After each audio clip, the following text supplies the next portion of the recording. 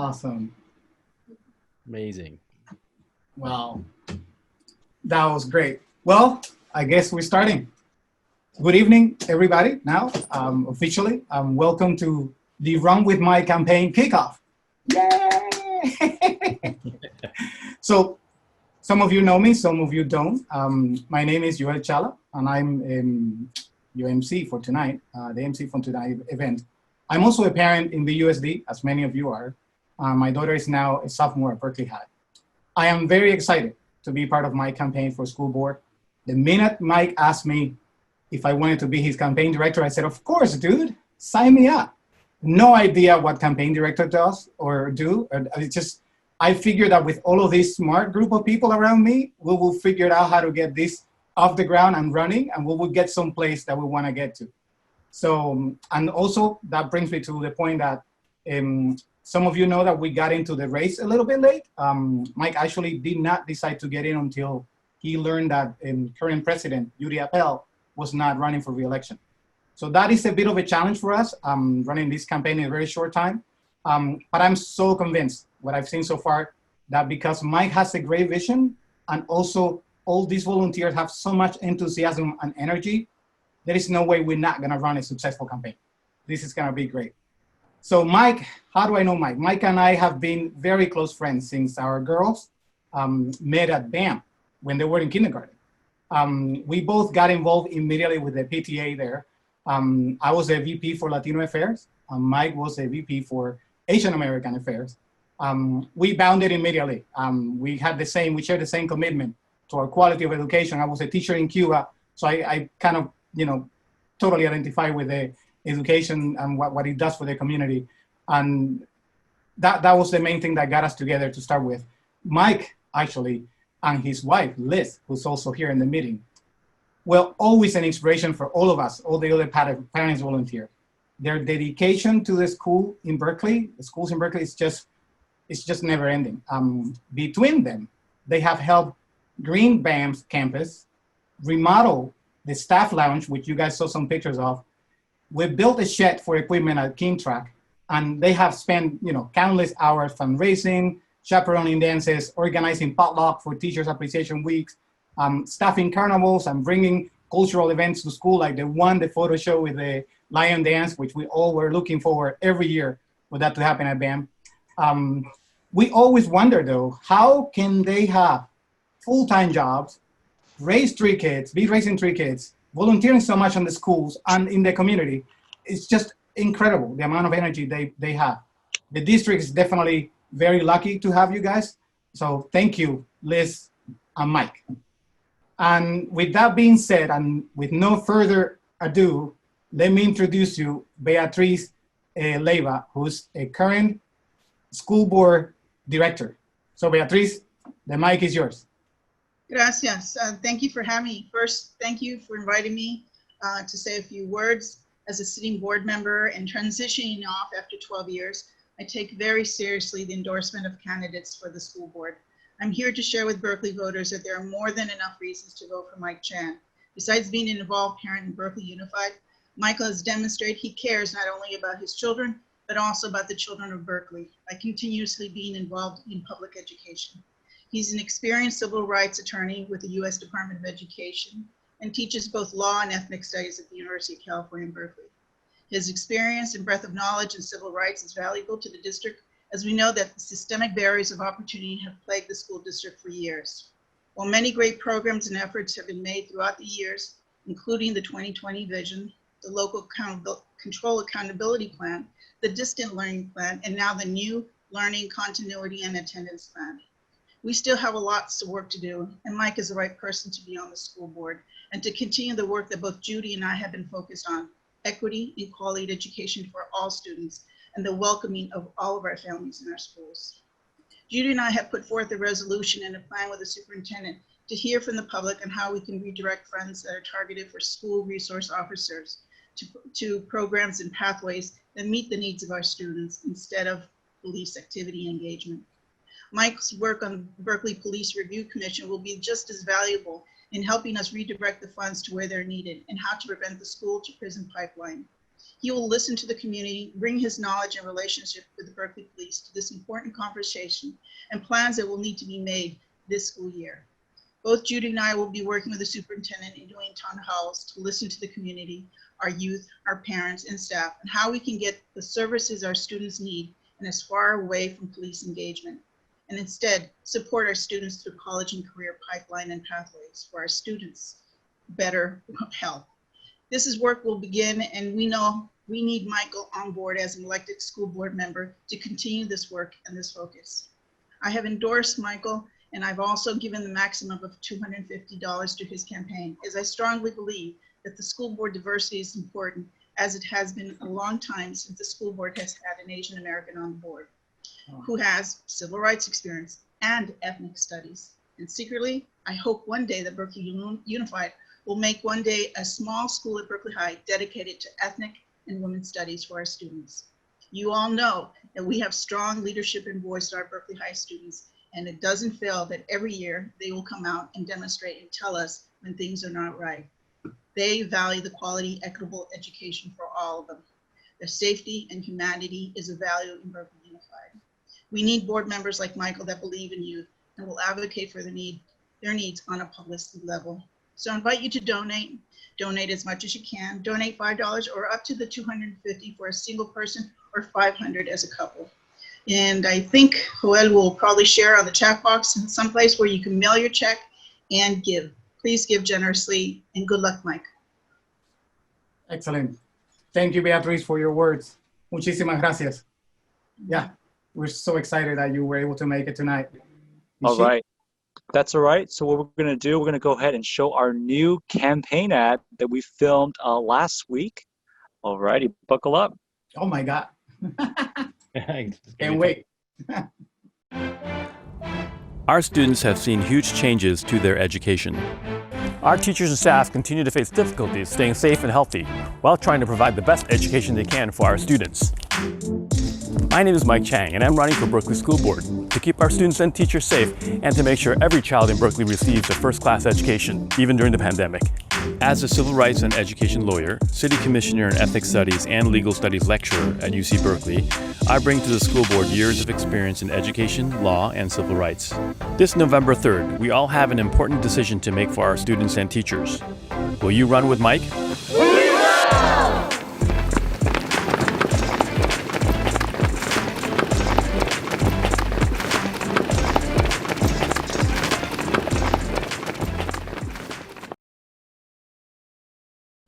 All right.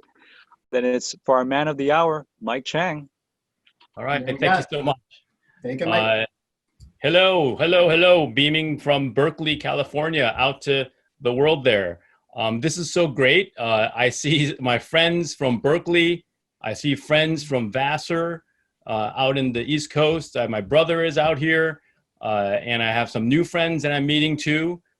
This is part of why, a big part of why I wanted to do this, is apart from the importance of providing equity and quality to the students and bringing my expertise to the school board.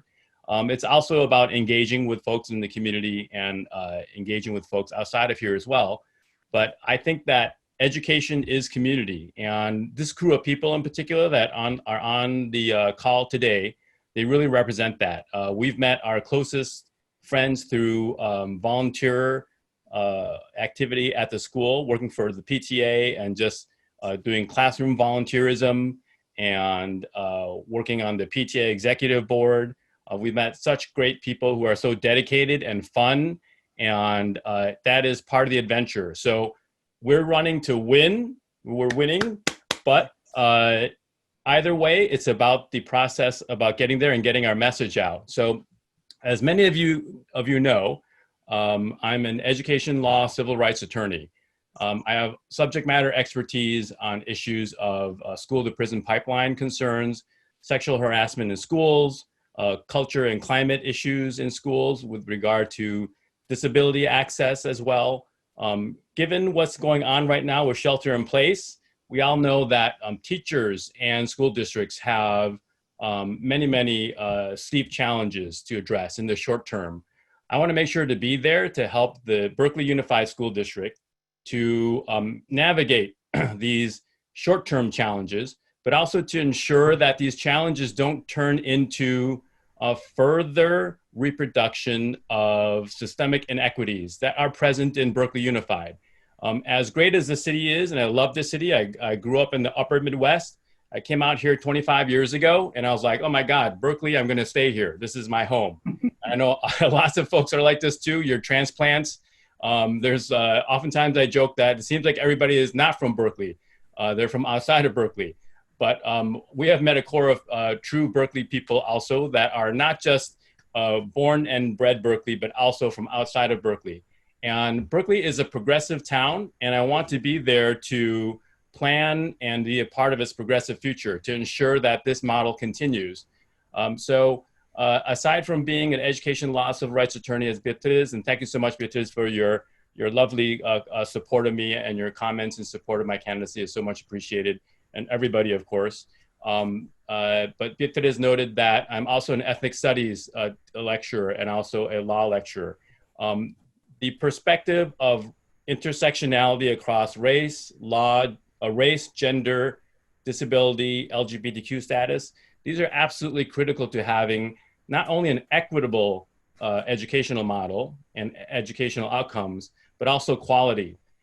Intersectionality is so important to creating a culture in our schools and in our society, and our students go on to graduate and become members of our society. We want to train them in how to be allies for each other.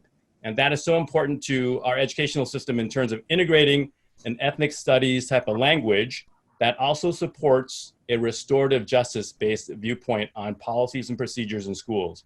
Restorative justice is an area that for some sounds like a technical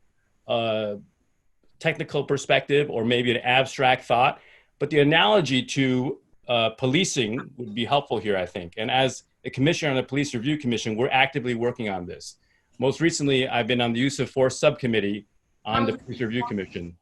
And we're attempting to bring in a use of force draft, and we presented one to the Berkeley Police Department, focused on principles of human sanctity of life, which is basically on de-escalation and positive interventions in the use of force, which in the analogy of the school context, and of course you never want to treat students as if though they're in prison, which I really applaud Beatriz and Judy on their push to try to reduce or eliminate SROs in schools, school resource officers, because in a restorative justice model, similarly to a criminal policing model, you want to de-escalate and decriminalize conduct as much as you can, because the idea is rehabilitation and bringing students and members of our future society into an inclusive model.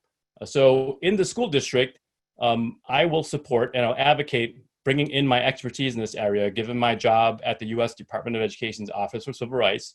Of course, I'm speaking on behalf of myself as a private citizen. A robust restorative justice model that I feel should be centered through an associate superintendent with the support of an associate superintendent who has responsibilities to both track these outcomes and also integrate and implement these outcomes across the various schools by working with school principals.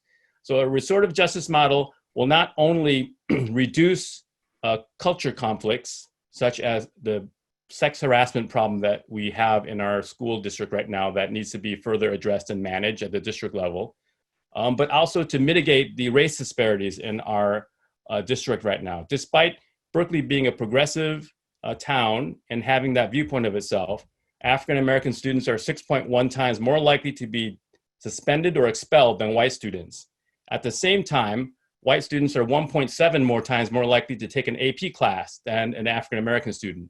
This speaks to the opportunity gap that also feeds into the school to prison pipeline. So we really want to center this, and other districts have moved ahead of Berkeley on this issue and put in place robust systems such as counselors who are trained in restorative justice, who are stationed in the schools and are utilized to support teachers who want to focus on teaching. And instead of kicking that student out to the principal or the assistant principal's office and losing that instruction time and possibly resulting in suspension and even in some cases resulting in an arrest by a SRO, instead sending them to a counselor's office where maybe if they've had a bad day or they're trying to address some issues, something happened at home, we don't know that, they can implement the restorative justice-based best practices model to speak to that student, okay, to rehabilitate that student so they can go back into the classroom and not be put on the road on the school to prison pipeline or loss of instruction, and replicating that opportunity gap over and over each generation. Okay, we don't want to do that in Berkeley. This is an opportune moment, as difficult and challenging as shelter in place is and has been. This is a time to look at potential new models to address these issues. So I'm also supportive of affordable housing through full funding and full public funding for public schools, and affordable housing for teachers through that model as well, through a housing trust to provide mortgages, subsidized mortgages, and home deposits and down payments for school teachers and classified staff. I think that given our housing costs in Berkeley, and a lot of folks that are on this call know this from living in like high cost housing areas, that both the rent and the ownership costs are insurmountable for folks who earn the type of incomes that teachers earn. Now, teachers have had some significant improvements in Berkeley with measures E, G, and H recently, supporting COLA, cost of living adjustments for their salaries, but that's still not enough to afford a home. Unless we want a transient community of teachers who stay for 4 to 7 years and then leave, which is what happened to many of our best teachers that my children had, or give up on the career entirely at a certain point because they can't afford to live here and they can't commute in from an hour away. We need to put aside and create a housing trust, in addition to addressing the funding issue for the school district as well. So as a board member, I will advocate for full funding and also housing affordability for teachers. Full funding also sounds like an abstract term. That really means that members of the school board should work with city council and other school districts and at the state level to advocate for no more cuts on public education, number one, and number two, to advocate for a prioritization of funding of public education in a way that is smart and also is targeted to produce quality and equity. You can't get quality education without an equitable education because you lose all that capital in terms of time and money spent on addressing this continuous reproduction of disparate outcomes in terms of the 6.1 times more likely for an African-American student to be suspended or expelled than a white student, for example, and the opportunity gap associated with that. So thank you so much for your support. I'm kind of sounding like a politician right now. I'm trying to shift my brain out of the little spiel that I've memorized. I've been speaking to a lot of endorsement groups, and those are lovely too. You have to kind of sell yourself a little bit, but obviously I'm a real person. I'm not a politician, not that politicians are not real people, but I'm a member of your community. I'm running because I feel that it's important to have an education law attorney with a civil rights background on the school board at this particular moment in time, especially with the vast challenges that shelter in place means for the school district. Thank you. Okay, good evening, everyone. Thank you so much for joining. My name is Jeremy Alberga. I have 2 kids at Berkeley High School, and they went to King and Bam with Mike's kids, and I am lucky to call myself also the treasurer of Run with Mike. So I've known Mike almost 10 years. He's a really close, loyal friend, thoughtful, passionate, as you just heard, and cares a lot about quality education of our kids, equitable education, and the best deal for our students and our teachers. We have to remember our teachers and the staff at the schools. And as you've seen in the videos you've heard tonight, Mike has been incredibly involved in his kids' schools for more than a decade, serving on the BAM PTA, excuse me, the King PTA. And now with his kids in middle and high school, I guess he's got a little extra time on his hands somehow. He's stepping up to do something different, and that's to run for school board, as you've heard. So we're in unprecedented times. I'm sure everyone's heard that probably ad nauseum. And we can't do in-person campaigning. So we can't go door to door. We can't be at farmers markets to get Mike's message out there. We can't be on the streets of Berkeley talking to folks about education issues, about the issues that Mike cares so much about. So how do we get Mike's message out there? I've learned a lot in the last 3 or 4 weeks working with Mike as his treasurer.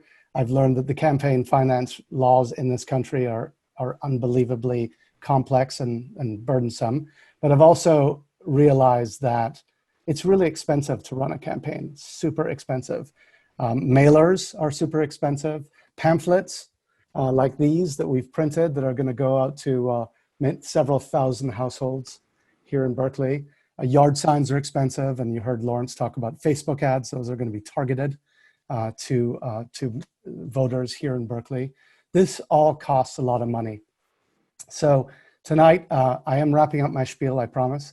I'm asking you to join me. I'm asking you to join Beatrice Leyva-Cutler, as you heard a few minutes ago, in contributing to Mike's campaign.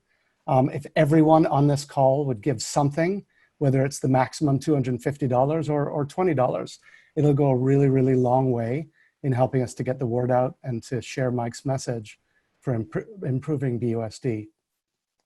You can donate online using PayPal. You can donate using credit cards and also send checks.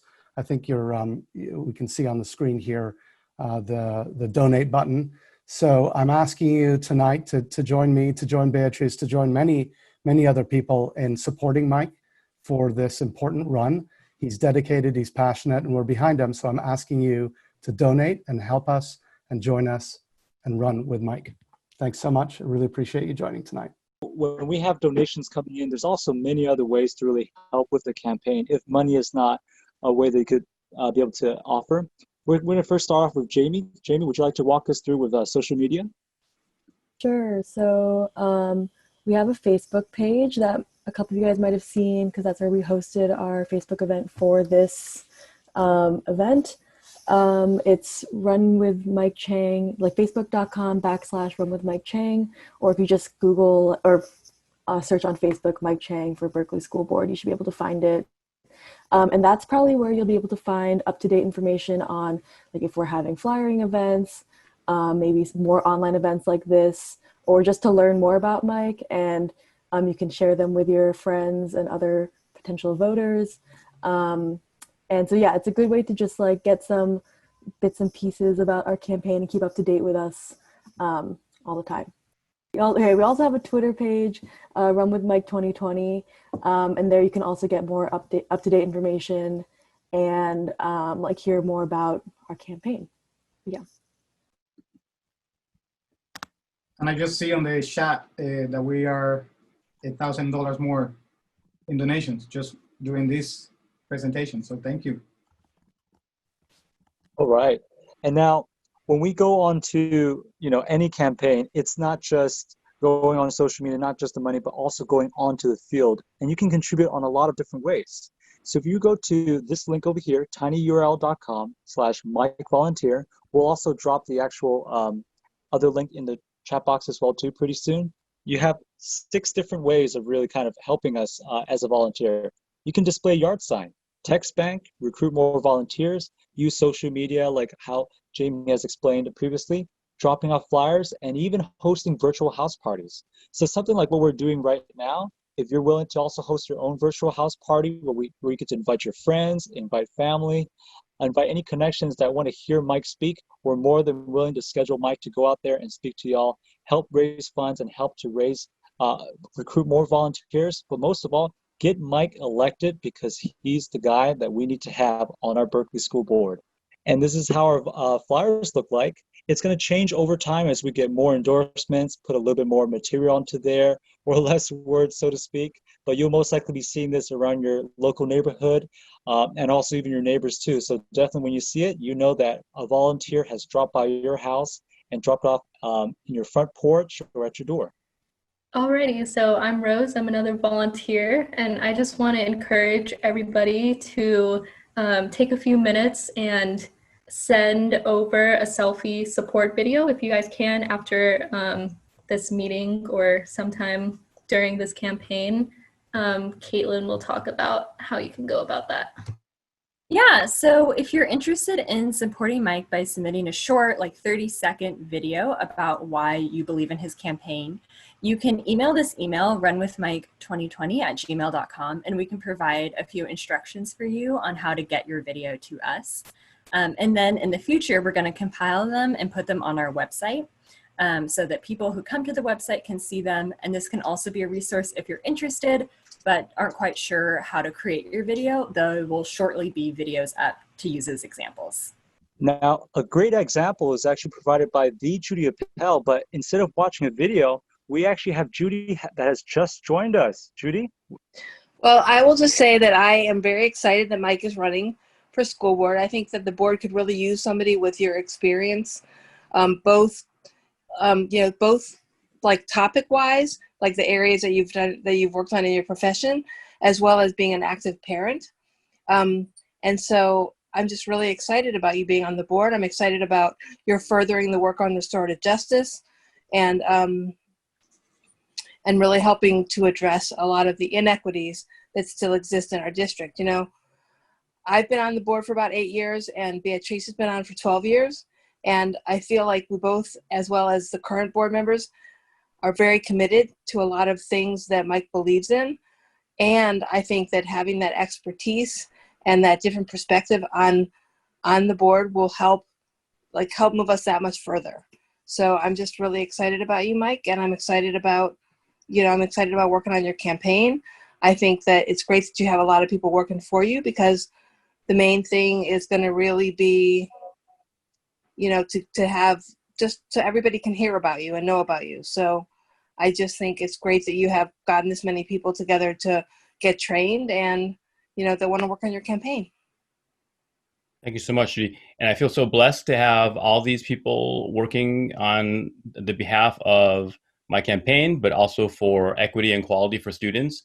And with Judy and Beatrix leaving, they are leaving a vacuum of experience. And so I think it's really important for people to be available to on the board to fill those shoes, which are very big shoes to fill. Both of them have been on the school board for many, many years and have a lot of expertise on equity and quality issues. There's a lot of unfinished business that I plan to continue bringing my experience and skills to the board. And I thank you so much, Judy. Judy, you're muted. Judy, you're muted. Fix the mute. Oh, I thought that somebody else muted me. So I just wanted to say that, you know, I think actually being an attorney on the board has actually, I think, really been helpful. There's a lot of legal issues that come up and a lot of like reasoning where I feel like my legal training has been helpful. So I do think that's going to be helpful. But I also think really your expertise in ethnic studies is something that is really going to, I think, enrich the district so much. And so I'm very excited that you want to bring that to the board. You know, our ninth graders all take ethnic studies, which is a great thing. It's not true in all districts. And we really need to expand it beyond that. So, you know, like, I just really look forward, both in the area of, you know, your legal expertise in a variety of areas, in your police reform area and in ethnic studies. I just really think all of those areas are going to really benefit the board. And the other thing is, you know, one of the reasons why I'm supporting Mike is because I have found you to be really easy to work with and that you listen really well. And I think that those skills are very, very important. We have a very collegial board right now that even when we don't agree, we're very respectful. And I think that helps us get more done. And I think you're going to fit right into that. So. Thank you, Judy. I concur. I think that that's one of the things that both on the dais and off the dais, we very much respect each other and we work collaboratively on it, and we get things more done when that's existing. And if you look at other school board members in other school districts, it gets very contentious. So we're real fortunate to have a board that really works together to push that heavy rock of racism and systemic racism up the hill and out of our lives. So I really look forward to having that Berkeley has a school board that's responsive to its community. Thank you, Beatriz. Hi, Judy. And working on any type of board, any type of oversight board or governance board, I think the work is so complex, and the work is so a lot of it in volume, and in particular with the school district and with Berkeley Unified, with the complexities that we have and the challenges. It's really important to focus on getting things done. Collegiality is utmost of importance, and also using the parliamentarian models and practices of committee work is a way to get things move forward, even when you disagree. And as an attorney, I certainly understand when reasonable minds may differ on something, but you find consensus and you stand firm on positions, but you find consensus where you can find it. And I think that's absolutely critical for a governing board like the school board. And Beatriz, I'm very excited about your idea that you raised. You talked about, and you brought that up, and I was thinking, like, that's an amazing idea. In Berkeley, we have one magnet school with dual language immersion. Berkeley Arts Magnet used to be a magnet school in arts, and I wish that would come back. Berkeley is the kind of city that needs that kind of thing, but we have great arts programs, but it'd be great to have that. But also, Beatriz, you also talked about an ethnic studies and a women's studies magnet school. I think that would be an amazing idea. And I'd like to talk more with you about that in terms of moving that forward with your experience that you have. Berkeley has to adopt the new ethnic studies curriculum model. That's the first step. And also to expand ethnic studies for not just one semester, but a whole year. Yep. That's good. So we have some work ahead that we're going to be leaving you with. So this is the easy part. Running is the easy part. Huh? Exactly. I certainly will be checking in with you a lot too. Why don't you go ahead and watch the video, because that sounds like a great way to have me share my feelings. Okay, let's do it. 2 times. Yes. Great. 2 times too. Good idea. Hello, my name is Judy Appel, and I'm excited to endorse Mike Chang for Berkeley School Board. Mike brings vast experience as a civil rights education attorney, as an ethnic studies professor up at Cal, and for many, many years working for the community on issues like police reform. Mike has been very committed to equity in the school district for all students, and I'm excited for what he will bring to the district. So vote on November 3rd and vote for Mike Chang. Thank you. So we have a couple of minutes for questions. Do I understand that correctly, Lawrence? Yes. So again, what I flashed onto the screen in terms of what the directions are. I'm going to go ahead and start calling on some folks. We actually have some questions already. Now we're going to make it a little bit fun where you can actually ask your questions verbally. And if you'd like to share your video too, that would be great too. So the first person on the list is Lauren Schiller. Lauren? Hello, Lauren. Hi. I look so much better in my photo than in real life right now. But I'll do I just want to point out, you guys are Vassar in the house. Chuck Kim Vassar in the house too. He's coming in from New York City. Yes.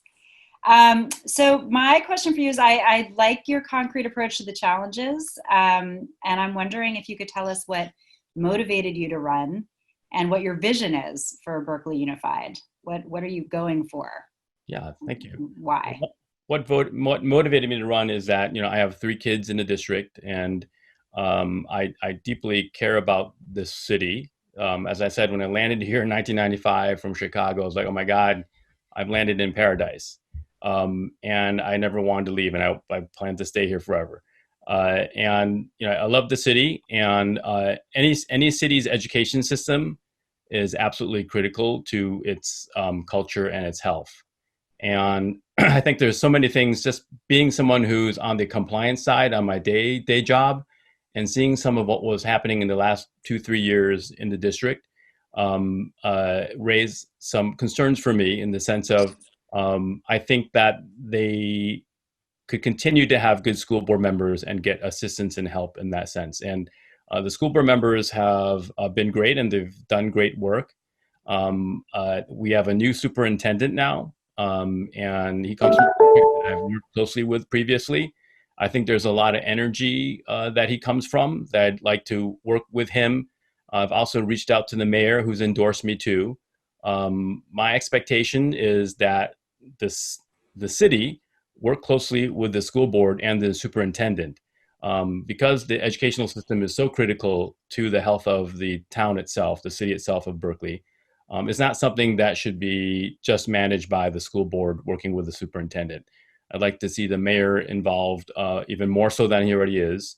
I know he's super busy, but I'd like to pull that kind of energy in with a new superintendent where there's a new opportunity, a mayor who is interested in equity issues and quality issues as well. Equity and quality come together again. But that's why I wanted to run. Our next question comes from Camille Antonori. Camille, would you like to go ahead and we can share your video, or you can go ahead and speak out from the mic. Actually, I don't know which picture was any better. Up in the air there. But hi, Mike. Hello. Good to see you, and congratulations for running. That's really exciting. I just had a question about, I came in a little bit late, so I might have missed a little bit, but the restorative justice stuff, I really liked your idea about having a supervisor for, I think you call it a supervisor or something for the whole district on that. And I was wondering, I know a lot of schools have separate programs and sort of approaches or people appointed to do RJ in each of the schools. And I was wondering what you thought were the challenges of sort of uniting the district around one RJ program and somebody to kind of head up that and sort of bring the schools together, and how you would address those challenges. Sure. Thank you, Camille. Good to see you. Thanks for coming on board. Restorative justice has to be a kind of a global systemic approach. Inside of a district, within the district, you can't have, I don't want to say you can't have, but it's not as effective to have a restorative justice, one teacher or coordinator who has devoted to it and spending time at one middle school, while on another school, they don't have a representative there. And you need centralized policies and procedures that are not only written down, but they're implemented. And that means you need an associate superintendent. The superintendent is not going to have time to do this. So with the school districts that I've worked with on this issue, I'm a subject matter expert on this issue in my office. Again, of course, I'm running as a private person. You need both the support in terms of the personnel and also the funding from the school superintendent, but then an assignation of an associate superintendent to both monitor the data, which is all publicly available. It's all on federal websites and state websites now, as required by law, to put that data into spreadsheets and into pie charts, provide that data in presentations at least quarterly to your school district staff and employees, and then implement an action plan around what you're going to do about that. This can take a number of years to get to a fully fledged restorative justice program, but you have to start with the data to show people why it's important to have this and why an equitable outcome is also tied to a quality outcome. And the example that I always use for this is lots of parents will sometimes say that there's a disruptive student in their class and they're concerned about the teacher's ability to manage that disruption. So that can be an issue, not necessarily of the teacher's fault or error, but that can be an issue of having the proper support. So in a properly functioning restorative justice program, all teachers will have access to both a discipline matrix, and they'll know what to use as an intervention if a student is as disruptive. And they'll know that they have options that instead of sending that student to the principal and saying, okay, you're suspended for the day, or have your mom pick you up, you're out of here. They say to the student, okay, I've tried the second or third intervention and you're having a hard time today. I can see that. But how about you're going to talk to Jane in the counseling office?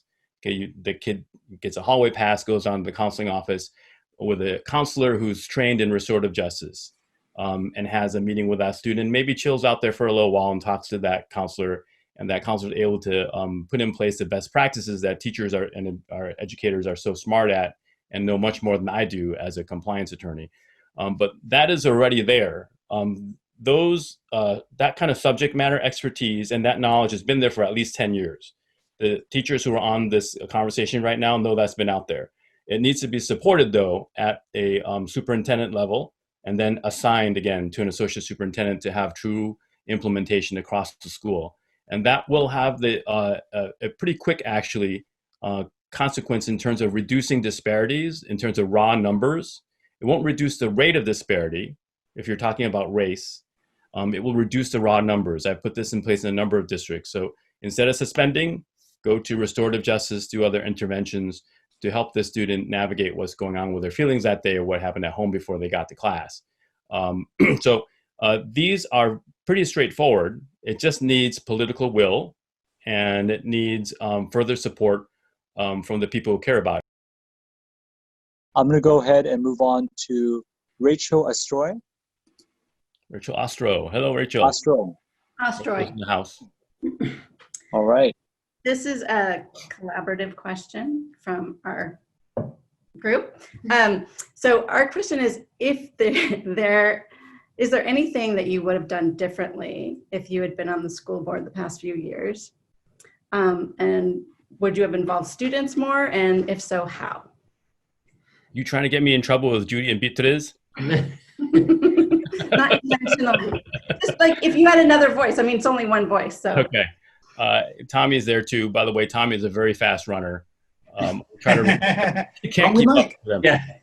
Tommy, we don't know how that's possible that you run that fast. But anyways, so he's very inspiring. Your whole family is. So I won't say per se what I would do differently. I'm not trying to be lawyerly here, but because I wasn't on the board, I can't speak to the challenges that they had. But I can tell you what I would like to see for the future based upon what I know about what happened in the past.